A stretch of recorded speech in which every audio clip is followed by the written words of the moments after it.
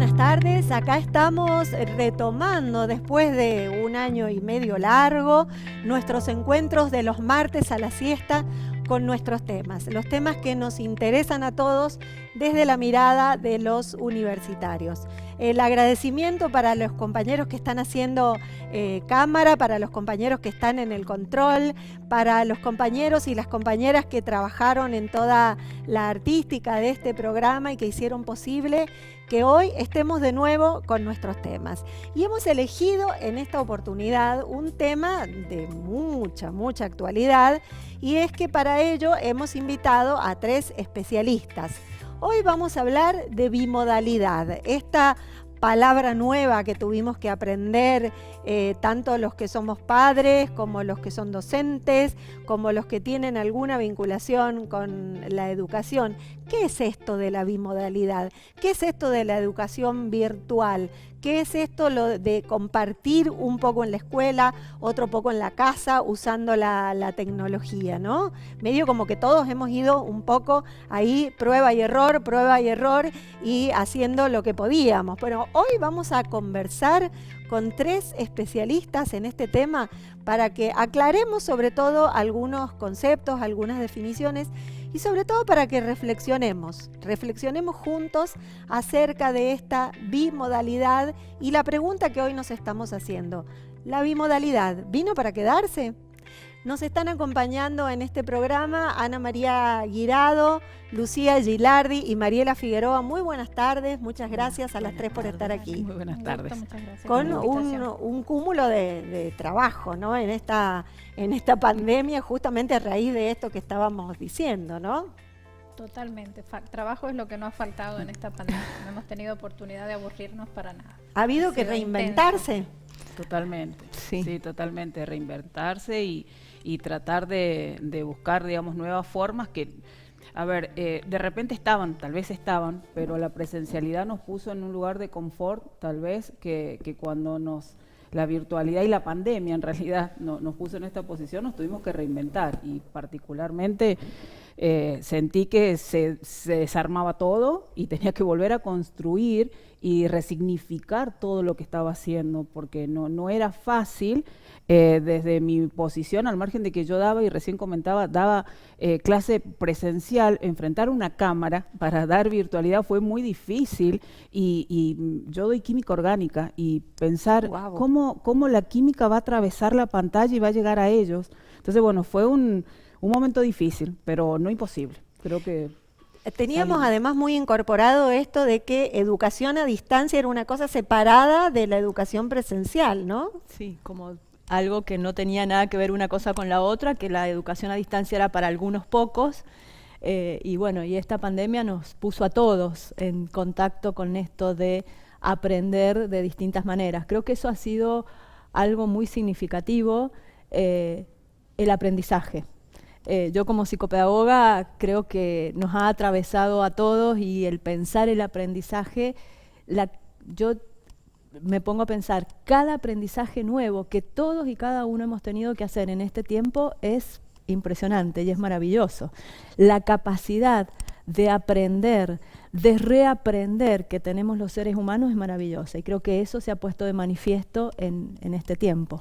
Hemos aprendido desde algunos a cómo usar y cómo manejarnos con la tecnología, y otros a conocer algo nuevo, como por ejemplo a mí me pasó lo que era el aula, manejarme en el aula virtual de la universidad, y todo lo que la universidad nos ofrece desde la plataforma virtual. Creo que los aprendizajes que hemos ido haciendo son maravillosos. Vamos a hablar un poco de las experiencias, pero bueno, como para disparar el debate, vamos a utilizar encuestas que realizaron otros dos especialistas que hoy no han podido acompañarnos, María José Vila y Mariano Arracá. Ellos el año pasado hicieron una encuesta con estudiantes secundarios acerca de, bueno, cómo estaban viviendo esta situación, ¿no? Le voy a pedir al director si podemos poner entonces la primera de las placas en pantalla. Bueno, ahí está nuestro tema, bimodalidad, vino para quedarse. Estos 2 especialistas preguntaron a los chicos a los que encuestaron, ¿quieren volver a la presencialidad o prefieren seguir en la virtualidad? Y ahí, bueno, creo que el resultado es contundente, ¿no? Ahí el 83% dijo que querían volver a la presencialidad y el 17% apenas dijeron que preferían seguir en la virtualidad, ¿no? Un resultado abrumador, ¿no? Contundente, Sí, sí. contundente. Probablemente, no sé en qué momento del 2020 fue tomada la encuesta, porque al inicio había mucho entusiasmo, incluso de los adolescentes, de los destinatarios de esta encuesta, en esto de no tener que ir a la escuela, bueno, devotos de las pantallas, todo por internet, todo con el celular, pero llegó un momento en que las escuelas, los docentes empezaron como a poner límites, a exigir evaluaciones, o sea que esto ya no era un juego, y de repente toda la situación de vinculación social y de intercambio, que es muy plena, sobre todo en la adolescencia, en la virtualidad, tiene otras características que no siempre son las mejores, sobre todo para la edad en la que la encuesta ha sido tomada. Así que a lo mejor en un primer momento se han sentido muy entusiasmados con no tener que ir a la escuela, pero probablemente después, compensando qué faltaba y qué sobraba, han extrañado la presencialidad. Creo que has dicho la palabra mágica, vínculo. Vamos a la otra placa. Creo que en la que sigue, es donde aparece esta cuestión del vínculo, ¿no? ¿Para qué quieren volver a la escuela? Fue la pregunta siguiente. Claro. Y el 65% dijo para encontrarse con sus amigos, ¿no? Exacto. Ahí queda bien de manifiesto que en realidad lo que querían era volver al vínculo, restablecer estas relaciones que habían estado acostumbrados a enmarcarlas en lo que era la escuela, el recreo, la previa, el entrar, el salir, ¿no? Y el 32 se habían perdido los vínculos, porque los chicos ya están acostumbrados y siguen conectados por las redes, pero creo que esto nos marca la importancia del vínculo Cara a cara, persona a exactamente. persona que da la escuela. Exactamente. Y como uno, ahí lo hablábamos, me acuerdo, en plena pandemia, ¿no? Esto de que no solo aprendo del docente que me está dando la clase, sino que también aprendo de lo que dice o hace mi compañero. O sea,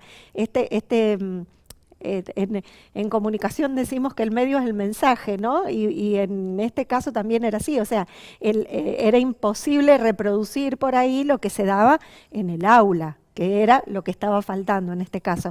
El 32% de los chicos decían que se aburrían en su casa, ¿no? Que, claro, ya la compu o el celu dejan de ser para el entretenimiento, ¿no? Sino que como que pasó a ocupar un rol central en la vida y como todo lo que uno utiliza en exceso termina aburriendo, ¿no? Termina cansando. El uso en general que los adolescentes hacen de la tecnología no estaba muy relacionada con lo que son los procesos de aprendizaje y con el aprendizaje más sistemático, y estaba más relacionado con el juego, con la comunicación más informal. Exacto, en cambio, exacto. con el entretenimiento. En cambio, tuvo que ser usado con otros fines, y ahí empezaron a aparecer algunas dificultades en su Claro. uso.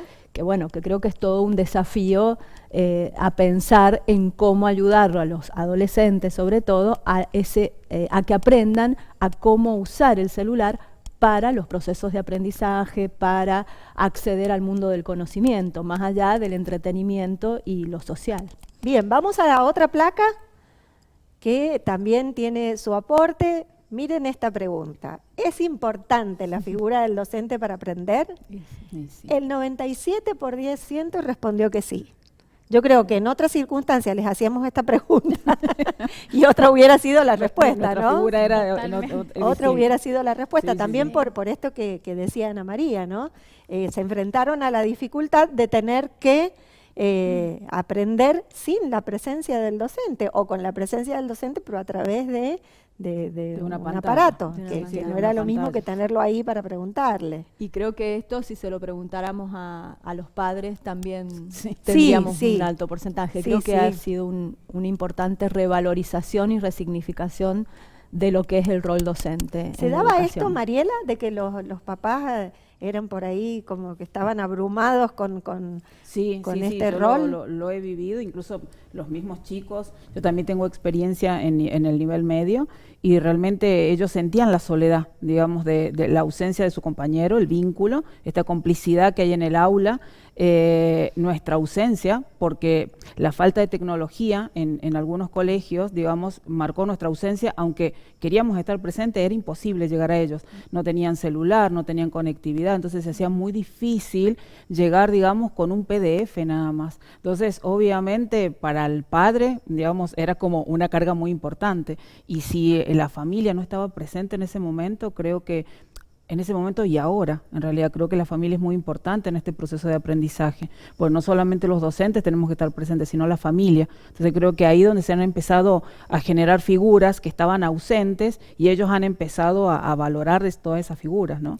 Es muy interesante ver si esta situación, que en este caso la estamos viendo con una encuesta que fue hecha a estudiantes de secundaria, ¿qué pasó con los universitarios, ¿no? Que se supone que están como más autorregulados, como que no necesitan tanto la tutela o la compañía del docente. No sé si tenemos tiempo en este bloque o pasamos lo dejamos para el próximo bloque, pero bueno, también se han dado situaciones particulares y especiales, ¿no? Había por ahí la demanda también de los estudiantes universitarios de demandar la presencialidad, ¿no? De demandar volver al aula, estar en el aula o ser atendidos por el docente de alguna manera. ¿Se notó eso, Lucía? Sí, bastante, sobre todo en los primeros años. Pensaba recién cuando hablaban de la educación secundaria y también en la universidad. La educación tiene una función socializadora muy importante y esos primeros años en la universidad que tienen mucho de ambientación y de encuentro con la confirmación de lo que es la elección vocacional en el estudiante, mucho de lo que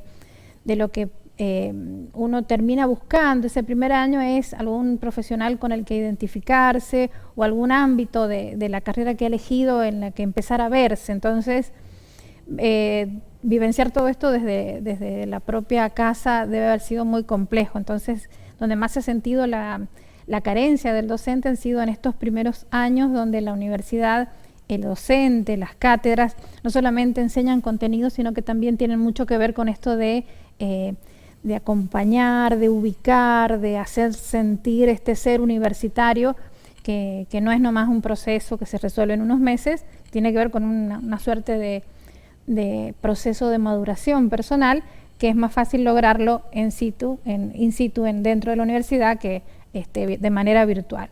Bueno, el párrafo aparte para los que fueron alumnos de primer año, los que estaban entrando a la universidad. De eso vamos a hablar en el bloque que sigue. Ahora nos vamos a una pequeña pausa y enseguida continuamos.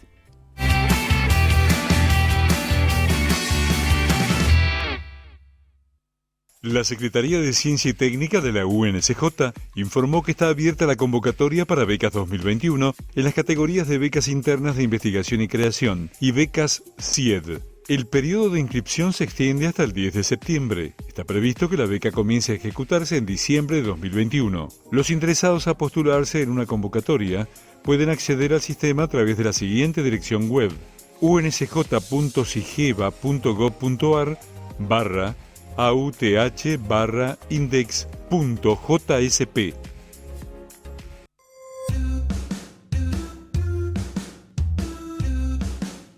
La astronomía es una ciencia que estudia todos los objetos celestes que podemos ver en una noche, y durante el día podemos ver el sol también. La matemática y la física son la base que nosotros necesitamos para poder resolver un problema astronómico. El inglés es una herramienta muy importante en la astronomía, ya que la mayoría de los textos que nosotros leemos y los trabajos que se realizan en inglés porque es el idioma oficial de la ciencia. La injerencia de un astrónomo, una vez que egresa de la facultad, pueden ser distintos campos. Uno de ellos puede ser un astrónomo observacional, en el cual se pueden realizar diversas observaciones en distintos observatorios del mundo y a partir de esas observaciones trabajarlas. Si no, también puede ser un astrónomo teórico, en el cual uno no necesita realizar esas observaciones y puede hacer sus estudios en base a toda la teoría. Y si no, también se puede hacer docencia dentro de lo que es el campo de la astronomía, la matemática y la física. Mi campo de interés es la astronomía extragaláctica y el estudio de aquellas galaxias que se encuentran por detrás de la Vía Láctea.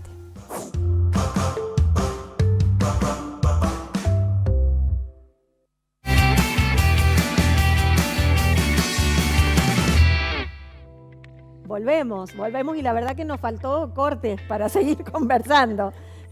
Decíamos, Lucía, de esto de la experiencia de los chicos, sobre todo los de los primeros años, ¿no? De no haber podido conocer a sus compañeros, no haberse podido ambientar, por ahí conocer las materias solo por el nombre, no saber ni de qué se trataba, ¿no? Y que se les dificultó esto de armar grupos de estudio, de trabajo.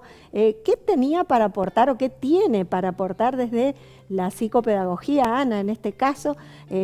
Bueno, como que teníamos en nuestra cabeza, ¿no? Los modelos de cómo se aprende, de cómo se enseña, y esto puso todo patas para arriba. Sí, leía una frase, creo que era de Mario Benedetti, que decía que se habían terminado todas las preguntas, las respuestas, pero que ahora teníamos todas nuevas preguntas. Esto era el cambio, lo que generaba el cambio, muy interesante, me pareció, como que se había abierto todo a nuevas preguntas. ¿Qué hacer? ¿Cómo hacer?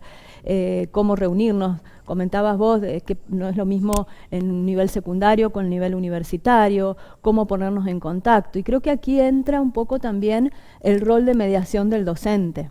Un docente que puede favorecer y generar y sugerir a los estudiantes distintas maneras de cómo conformar grupos, de cómo conectarse, de generar aún en la virtualidad, y que eso el sistema lo permite y lo brinda, formar grupos y que la clase virtual no sea solamente una exposición del docente que replique lo que a veces hacía en el aula presencial y solo en una clase expositiva, sino poder generar desde el docente la posibilidad de interactuar con los alumnos. ¿Y cuando hay que enseñar química, Mariela?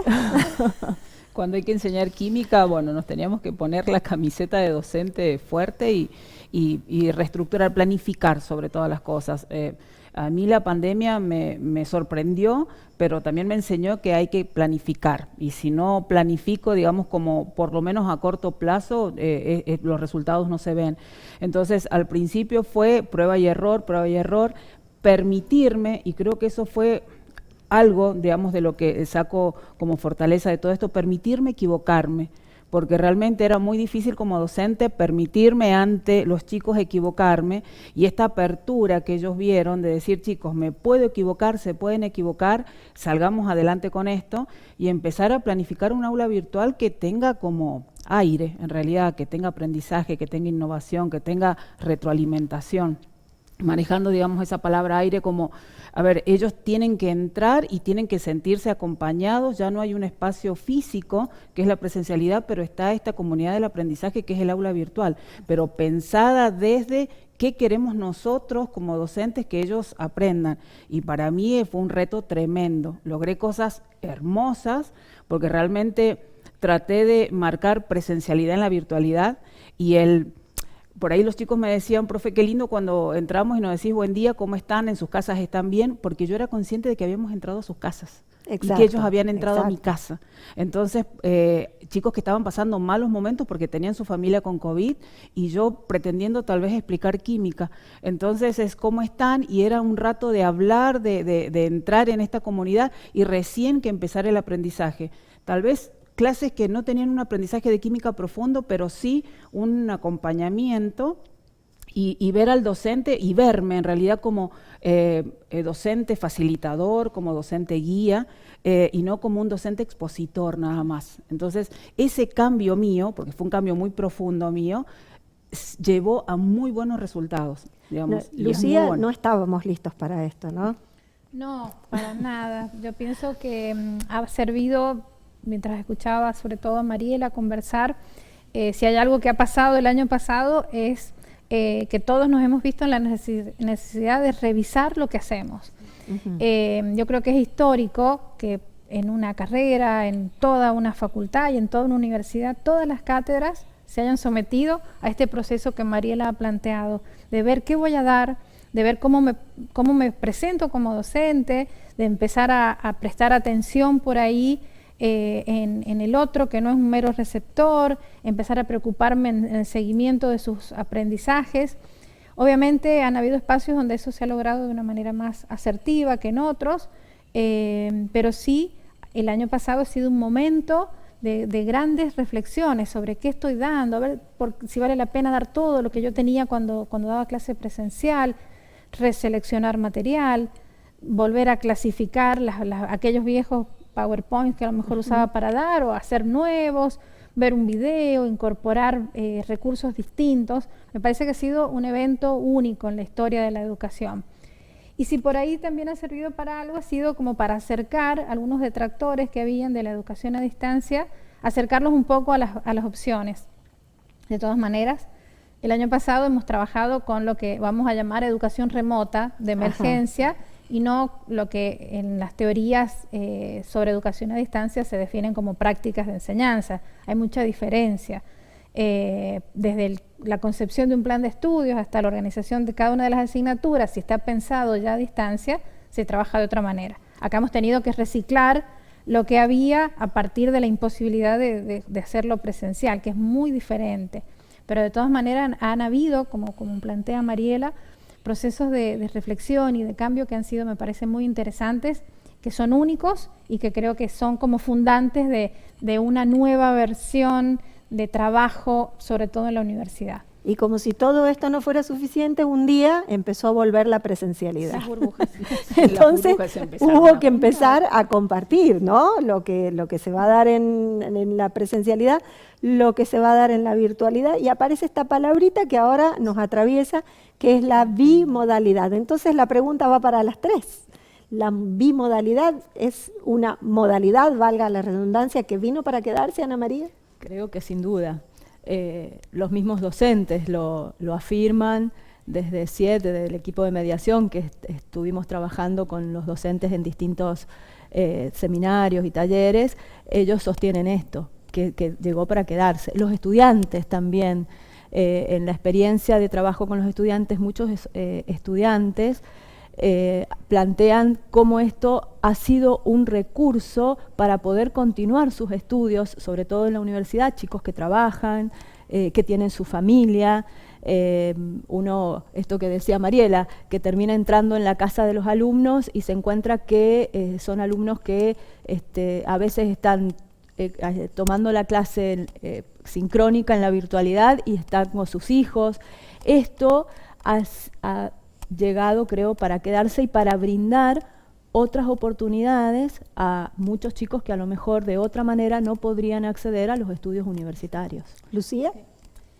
Sí, por ahí yo más volviendo a lo que son las denominaciones como tal, en este momento lo que estamos trabajando es educación híbrida, que es una versión ad hoc, o sea, generada por cada uno como puede. Volvemos a esta cuestión del año pasado de hacer lo que se puede con lo que hay disponible, donde se toma, bueno, lo que se puede de la presencialidad y lo que se puede de la virtualidad.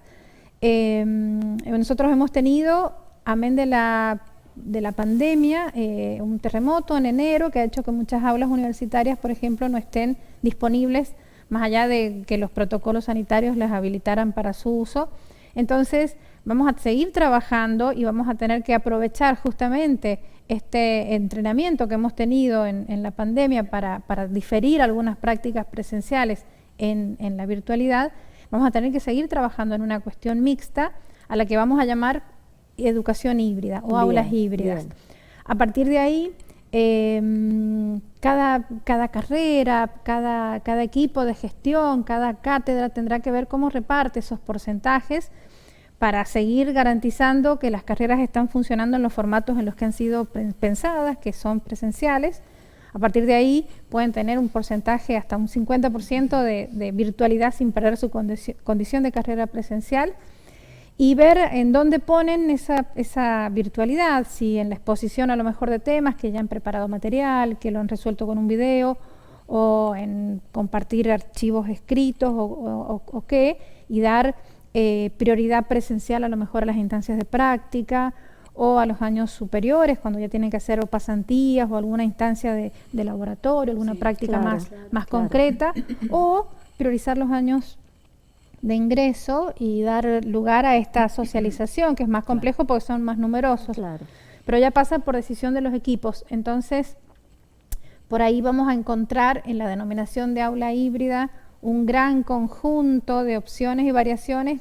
Me parece que comparable en número a la cantidad de casos que encontremos. O sea, cada uno va a hacer de lo propio una versión distinta de lo que es la educación híbrida. Va a depender un poco también de la epistemología, del conocimiento que se está dando, de la disciplina. No es lo mismo enseñar química que a lo mejor enseñar psicología del aprendizaje, que es lo que yo enseño. Entonces, eso también le va a poner una impronta particular. Mariela, totalmente. ¿Se queda la bimodalidad? Sí, totalmente. Sí. Yo creo que sí, porque en mi caso, tal cual dice Lucía, digamos, estas aulas híbridas están generando que por lo menos en la asignatura que yo estoy, que es, digamos, química orgánica de la licenciatura en biología, ellos necesitan actividades de laboratorio, pero la teoría se puede manejar desde la parte asincrónica y sincrónica sin ningún problema y darle fuerza a la presencialidad, pero desde el laboratorio. Entonces yo creo que vino para quedarse, pero con mucha fuerza, pero con un cambio, o sea, hackeando la educación de una forma tremenda y, digamos, y que nuestra cabeza se reestructure otra vez. Porque creo que el Consejo Federal lo llama algo así como aprendizaje combinado, ¿no? No usan el término de bimodalidad como lo está usando la universidad, que se ha manifestado expresamente a favor de la bimodalidad, ¿no? De usar lo mejor de cada una de las dos formas.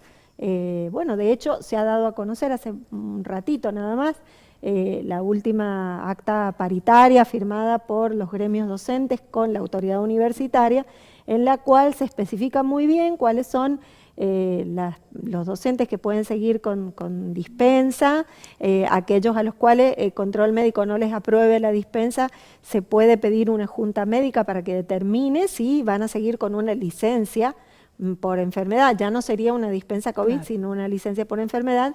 Y también la condición de volver al aula una vez que tengan colocadas las 2 dosis de la vacuna y que hayan transcurrido 14 días corridos desde la segunda dosis. Es un acta que se está comunicando en estos momentos, ¿no? Y en sintonía con lo que está pasando en otras universidades del país, ¿no? Ya no es nada más lo que veíamos en la encuesta, ¿no? Esto de los chicos pidiendo la presencialidad, sino también los docentes adecuando sus realidades a la condición sanitaria y a la posibilidad de volver a la presencialidad en burbujas o como sea. En el caso de los colegios secundarios, con 90 centímetros de distancia entre un alumno y otro, y de 3 burbujas, que era lo que se había pedido en principio, ahora se acepta que sean 2 burbujas. Y bueno, todo dependerá de la cantidad de alumnos, ¿no? Cuando son cursos muy pequeños, tal vez ni siquiera hace falta determinar las burbujas, ¿no? ¿Cuántas palabras nuevas aprendimos? Bimodalidad, aula híbrida, protocolo, burbuja, y esto de el aula invertida, que es otra posibilidad que bueno, también la vamos a estar explicando. Vamos a analizar en el bloque que sigue cuáles son los pendientes, ¿no? Esto es lo que tenemos. Esto es con lo que contamos, lo que cada uno ha podido hacer. En el próximo bloque vamos a hablar de los pendientes, de lo que cada una de ustedes piensa que está faltando para poder llevar a buen término el proceso de enseñanza-aprendizaje en medio de esta bimodalidad. Hacemos una nueva pausa entonces y ya continuamos.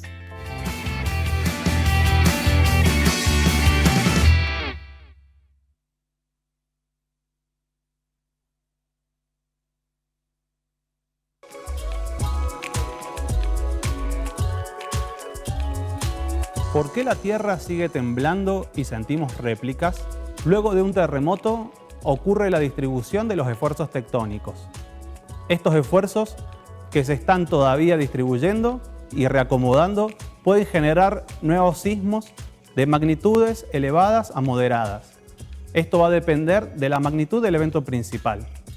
Estas réplicas pueden ser sentidas horas, semanas e incluso meses de un gran evento sísmico.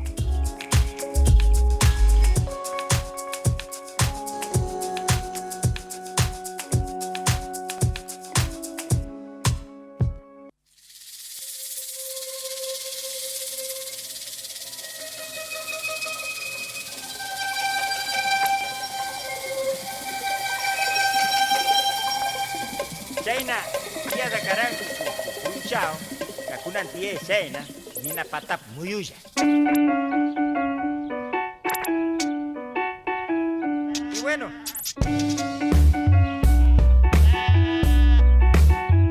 China. Dia da karangu.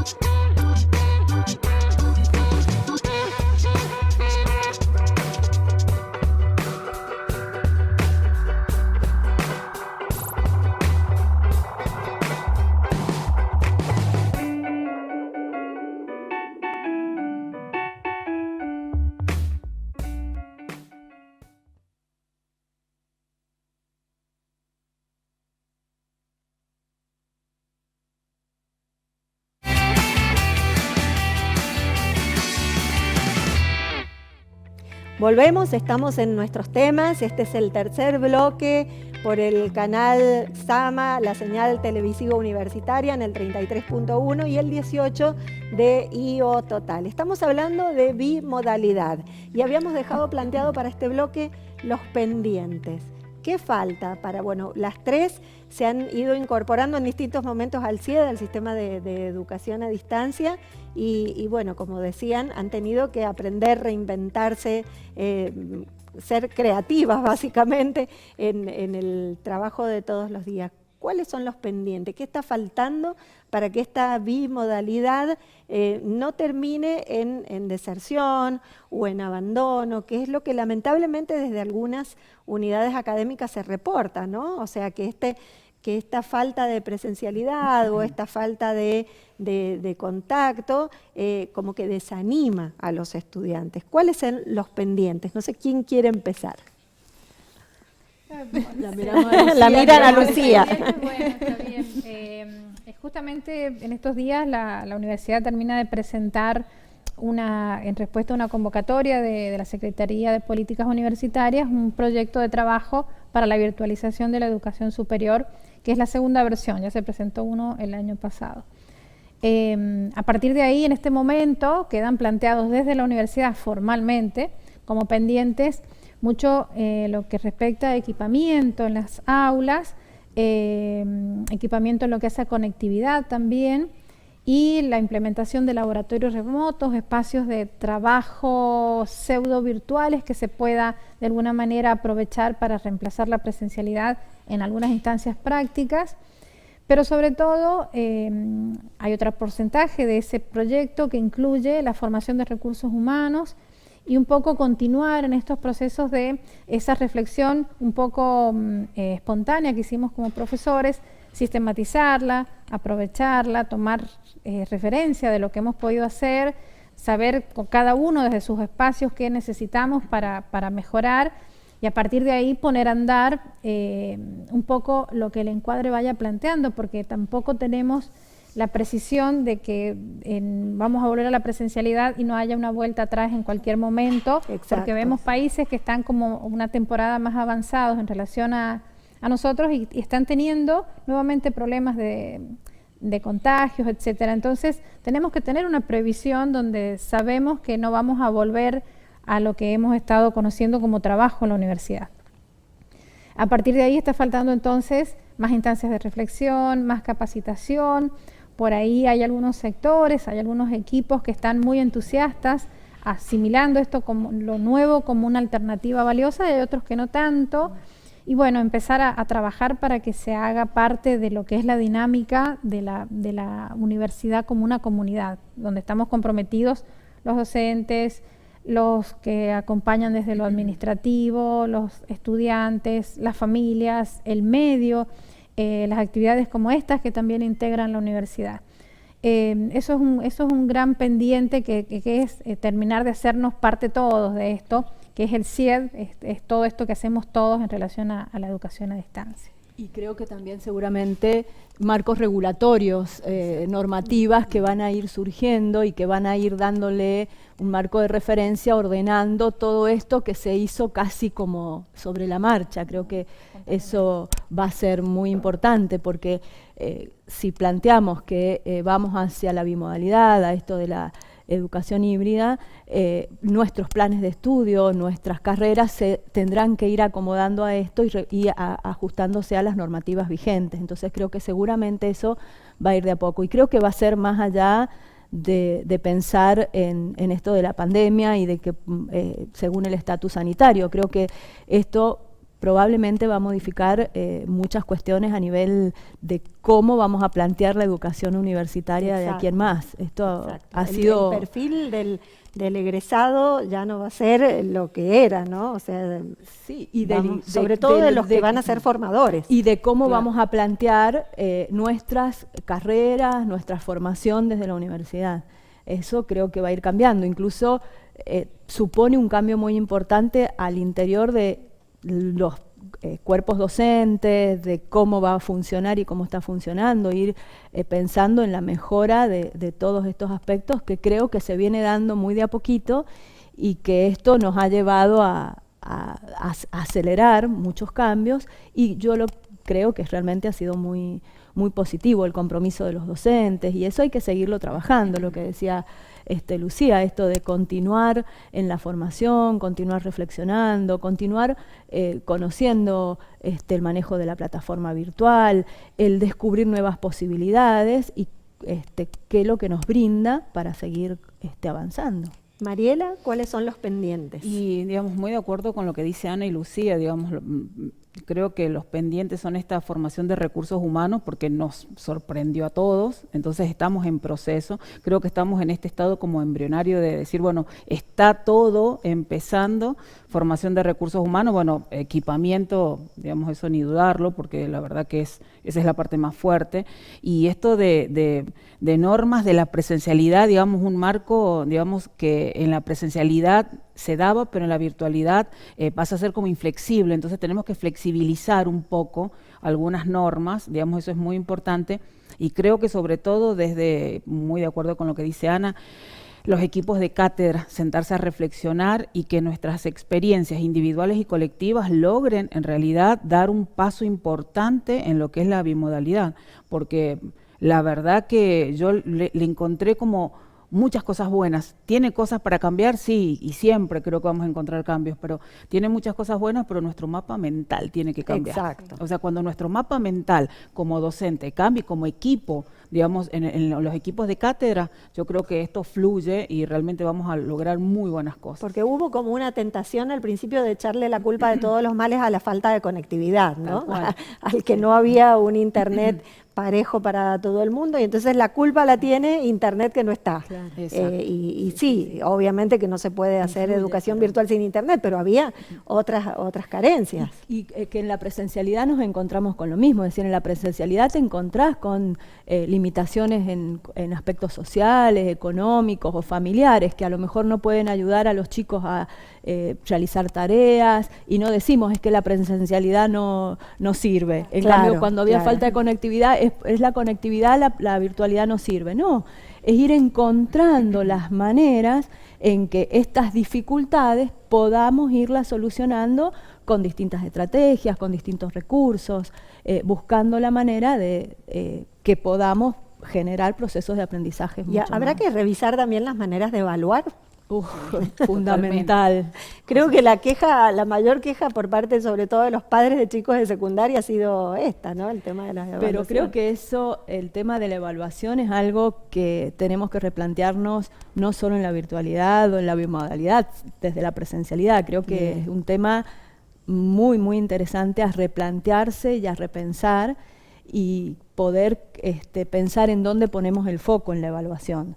En el sujeto que aprende o solo en los resultados, en los procesos o solo en el resultado. Creo que esto va más allá de la modalidad de enseñanza y aprendizaje, va al centro de cómo concebimos qué es aprender y qué es enseñar. Entonces, ¿Con qué estudiantes se han encontrado cuando han vuelto a la presencialidad? ¿Cómo es el estudiante que se encontraron?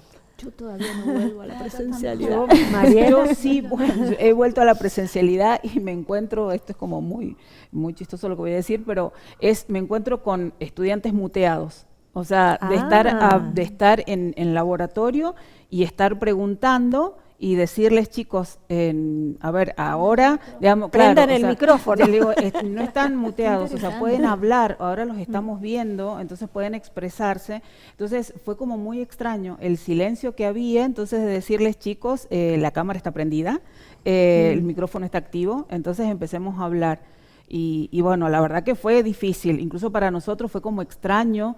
Nos encontramos una asignatura de segundo año y no los conocía a los chicos. Entonces fue muy extraño, fueron también miedos como diciendo, bueno, a ver cómo nos enfrentamos a todo esto. Y la verdad que salió muy lindo todo, porque fue como muy placentero ver, digamos, cómo ellos disfrutaban el estar cuidando el protocolo, como corresponde, digamos, cada uno con su equipo de trabajo, pero viendo disfrutar esta presencialidad, digamos, así que... ¿Esto tendrá que ver con esa angustia de la que se habló mucho también en este tiempo? Esta angustia que no es solo de no ver a los compañeros, sino la angustia de la incertidumbre, Claro. del no saber cómo sigue esta historia después.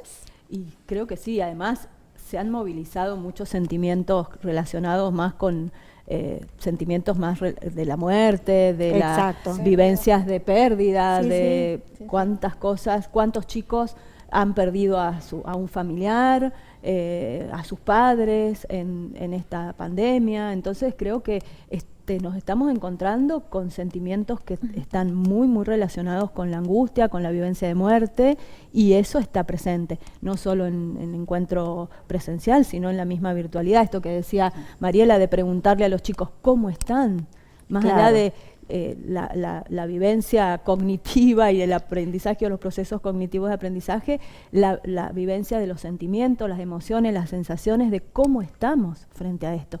Y esto que vos dices, la incertidumbre, que no sabemos, decías recién, Claro, Lucía, viene no la sabemos cepa si no sé después cuánto vuelve y, otra. claro.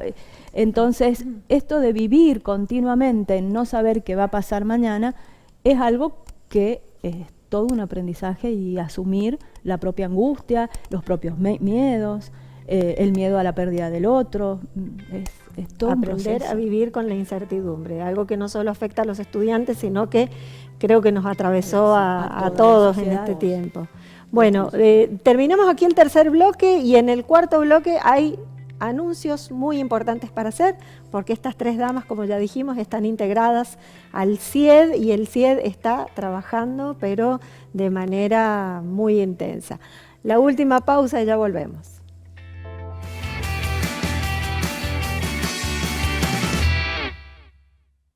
La Secretaría de Posgrado y Relaciones Internacionales de la Universidad Nacional de San Juan abre la convocatoria 2021 del Programa de Movilidad Internacional.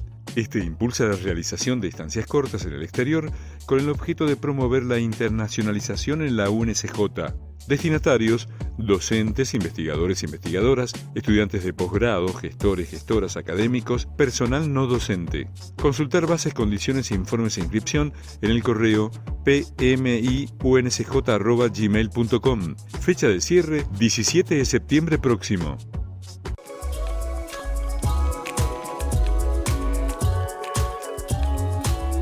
¿Existen actualmente descendientes de los dinosaurios? Sí. Los dinosaurios no se extinguieron completamente. Las aves, los pájaros que hoy vemos actualmente, son producto de la evolución de los dinosaurios. Hace unos 100 millones de años, un grupo de dinosaurios carnívoros evolucionó y dio origen a los primeros dinosaurios voladores, los dinosaurios emplumados. Ellos siguieron evolucionando y en un momento aparecieron las primeras aves. Ese registro de aves se conoce desde el periodo Jurásico y son animales que se salvaron de diferentes extinciones y hasta el día de hoy siguen vivas en nuestro planeta.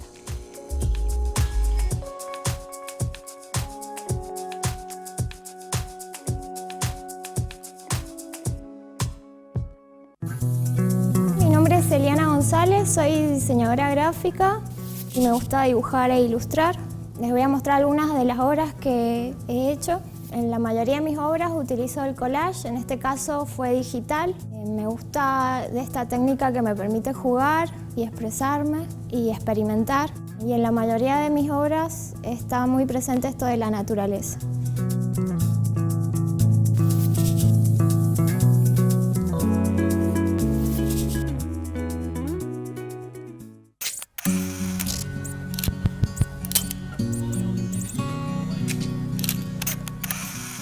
En esta fotografía se puede apreciar una boa, que es una especie autóctona de víbora que tenemos en San Juan. La tomé en el marco de mi trabajo como encargada de prensa del Parque Faunístico en el año 2015. La considero sumamente importante desde el plano educacional, ya que esa boa, a pesar de tener un gran tamaño o parecer peligrosa, no es venenosa. Sin embargo, la gente cuando la encuentra en el campo la mata porque cree que es venenosa. Poder hacer esas fotos y poder difundirlas de una manera adecuada colabora con el cuidado de la fauna autóctona que todos debemos tener y un poco inculcar a los más pequeños. Poder ver los ojos del reptil también es muy particular, es muy llamativo, lo mismo que sus escamas. Creo que poder conocer todos estos detalles de nuestra fauna hacen que podamos parar un poco de depredarla.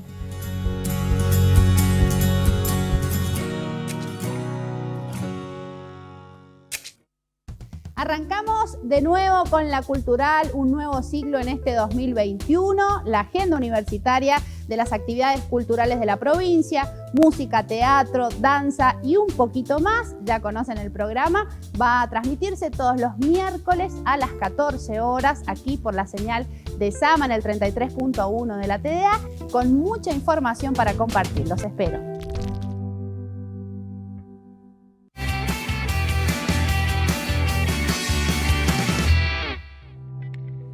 Ahí estaba el anuncio de la cultural para mañana, aprovecho para invitarlas. Mañana desde las 14 vuelve la cultural, también de la mano de que las actividades culturales se han reactivado y ahora se puede asistir, cuidando los protocolos, las distancias, los aforos, se puede asistir a más cantidad de cosas, así es que bueno, va a estar nuestra compañera Bárbara Olmedo desde mañana conduciendo la cultural.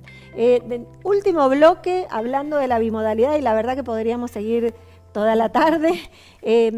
Una pregunta, ¿no? Esto de que faltó información, si esto sucediera hoy, ya nos agarra de otra manera, ¿cómo ayuda el tener información sobre lo que va a suceder, sobre cómo se va a evaluar, sobre cómo va a seguir el año? ¿Ayuda en el proceso de la bimodalidad? Hubo como mucho desconcierto en ese sentido, ¿no? Sí, probablemente ayude, sobre todo haciendo referencia a lo que decía Ana recién, ya hay como marcos referenciales. O sea, ya hay alguna normativa, hay alguna referencia como para decir, bueno, llegado el caso, si tengo que evaluar, ya sé de qué manera, si hubiera que hacer un par de grupos, burbuja, ya sé cómo funcionarían. Pero el año pasado, sobre la marcha, hubo que ir tomando decisiones que a lo mejor las decisiones llegaban a lo mejor días después de que empezaba la modificación que ocasionaba tomar la decisión. Entonces, ahora como que ya hemos tomado referencia de distintas posibilidades de cosas que pasen, entonces tenemos como una cierta previsibilidad. Exactamente. A partir de ahí, eso también baja un poco el nivel de angustia, claro. Nos hace estar un poco más tranquilos y de saber que hay posibles escenarios que no son a los que estamos acostumbrados. A partir de ahí todavía no están resueltos todos los marcos referenciales, hay opciones sobre las que hay que trabajar, esto que decía Susana en relación también a la condición de trabajo del docente, al marco también lo que tiene que ver con los ambientes de trabajo dentro de las facultades, en nuestro caso en particular, que es la universidad, cómo organizar para que en las oficinas siempre haya alguien recibiendo, formalizar todos los procedimientos administrativos en una alternativa digital, para que si hay que presentar una nota y no se pueda, también haya un circuito paralelo digital que garantice que el trámite no queda pendiente hasta la vuelta a la normalidad, como han hecho las reparticiones públicas, como han hecho el sistema de salud. O sea, yo creo que hemos avanzado bastante. Llegado el caso de volver a alguna situación similar al año pasado, tenemos como avanzado bastante. De todas maneras, no está todo resuelto. Hubo un concepto que también apareció en algún momento, el derecho a la desconexión del docente, ¿no? Porque lo conversábamos recién en un corte, ¿no? Esto de que había preguntas a toda hora, consultas a toda hora, bueno, propio de la ansiedad que se estaba viviendo y de este desfasaje que teníamos todos, creo que nos pasó, de que se nos cambiaron todos los horarios, ¿no? Como que almorzábamos a cualquier hora, al estar todo el tiempo en la casa, como que cambió todo, ¿no? Invasivo, sí, sí. muy invasivo. Y han sido procesos de aprendizaje y el mismo docente poder ordenarse, marcar los ritmos, poder marcar a sus estudiantes en qué momento es la comunicación. Creo que, bueno, hablar de comunicación con los estudiantes, la comunicación entre los equipos de cátedra o con los pares, bueno, ir marcando pautas, que creo que es un poco lo que dice Lucía. Ahora ya tenemos otros recursos, hay ya cosas más marcadas, más ordenadas, que nos permiten poder seguir avanzando y que no sea todo el tiempo una invasión y estar todo el tiempo conectados con el trabajo, el poder ordenar y poner un límite, a tal hora se pueden comunicar, y que esto no signifique una desvalorización del otro, o no me voy a comunicar o no te voy a responder, sino aceptar que hay ciertas pautas, ciertas normas, ciertos momentos para comunicarnos. Bueno, en este sentido tenemos el CIED, ¿no? Que como decíamos, está trabajando de manera muy intensa y parece que va a seguir trabajando de manera muy intensa. Hagamos un poquito de historia. El CIED fue aprobado en 2019, era muy reciente, ¿no? Se había puesto en marcha hacía muy poquito cuando sobrevino la pandemia. ¿A qué están abocadas en este momento en el CIED? Bien, yo formo parte del equipo de mediación pedagógica. Durante toda esta primera mitad del año hemos estado trabajando con seminarios para los docentes, trabajando en aspectos como la reflexión sobre la práctica, la evaluación, trabajando sobre estrategias de enseñanza en la virtualidad. Y ha sido todo un ciclo de seminarios que han participado los docentes. Hemos encontrado experiencias interesantísimas, cómo se han comprometido los docentes a realizar el proceso, poder revisar sus prácticas, poder replantearse sus prácticas, y ha sido muy, muy enriquecedor. Y estamos ahora invitándolos a todos los docentes de la universidad y a todos los docentes de la provincia a participar de un conversatorio, lo leo para no equivocarme, para que no nos olvidemos de nada. Reflexionar sobre la enseñanza en épocas de pandemia. Es un conversatorio a cargo de la profesora Rebeca Nijovic y Graciela Capelletti, que son profesionales de la Universidad de la UBA y de la Universidad de San Andrés, con vasta experiencia en trabajar con docentes en reflexión sobre la práctica, en trabajar sobre evaluación, sobre todo lo que tiene que ver con enseñanza. Así que eso será el día, este conversatorio, el lunes próximo, 13 de septiembre, de 18 a 21. Ingresando en la página de la universidad van a encontrar la información, y ahí hay un Google Form que pueden inscribirse. Hay que inscribirse previamente. Sí, así que para que les llegue luego el enlace para poder acceder va a ser a través del Zoom de CIED, entonces para que puedan acceder. Realmente, en un primer momento hubo talleres para los docentes, ¿no? Y que estaban como muy requeridos los talleres para que los docentes pudieran crear sus propias aulas virtuales. Eso fue lo primero que CIED hizo, que fueron los talleres para poder conocer y enseñarnos a los docentes a cómo manejar la plataforma. Ahí fue muy fuerte todo el año pasado, y este año han continuado también. ¿Hay otras universidades que tengan experiencias parecidas a lo que es el CIED acá en San Juan? ¿Existen? Todas las universidades están organizadas a partir de este criterio de formalizar ante la Comisión Nacional de Acreditación Universitaria, la CONEAU, formalizar cómo tiene implementado todo lo que es educación a distancia a través de un sistema, que es el Sistema Institucional de Educación a Distancia, cuya sigla es esto que nombramos como CIED. De ahí la Universidad Nacional decide hacer un área de educación a distancia que se va a ocupar de la implementación y el trabajo de pasar en limpio todo lo que integra el CIED y un poco formalizar los procesos. Todo eso es lo que se empezó a trabajar en 2018, se presentó en 2019 y finalmente queda aprobado desde CONEA, validado como sistema institucional hace un año exactamente, en el 2020. A partir de ahí todas las universidades que quieran ofrecer una carrera a distancia tienen que tener su sistema validado para poder garantizar que tiene las condiciones académicas, administrativas y referenciales suficientes para una carrera a distancia. Y en ese sentido, el equipo de educación a distancia que integramos con Mariela, con Ana María, desde el año pasado hemos trabajado en distintos trayectos, que es un poco lo que preguntabas recién. Un trayecto A, que se ha ocupado de todo lo que tiene que ver con formar en el dominio de herramientas, cómo armar el aula, cómo organizar a lo mejor un cuestionario, cómo generar una evaluación, subir una tarea, todo lo que son herramientas y recursos específicos de la plataforma que en este momento la universidad tiene funcionando en su campus. En el campus hay otros recursos como puede ser la videoconferencia y algunas otras herramientas más. El trayecto B, que es el de mediación pedagógica, donde se ha trabajado más en lo que tiene que ver con capacitar al docente en cuanto a diseñar sus estrategias y trabajar desde lo que es la mediación como docente. El trayecto C, que está empezando, si no es hoy, es mañana 8. Mañana 8, que tiene que ver con la alfabetización en los términos del uso de las bibliotecas digitales. Hay 3 o 4 cursos ya que van a ponerse en marcha secuencialmente los miércoles durante las próximas semanas. Mañana es el primero. En la página del CIED está la información completa.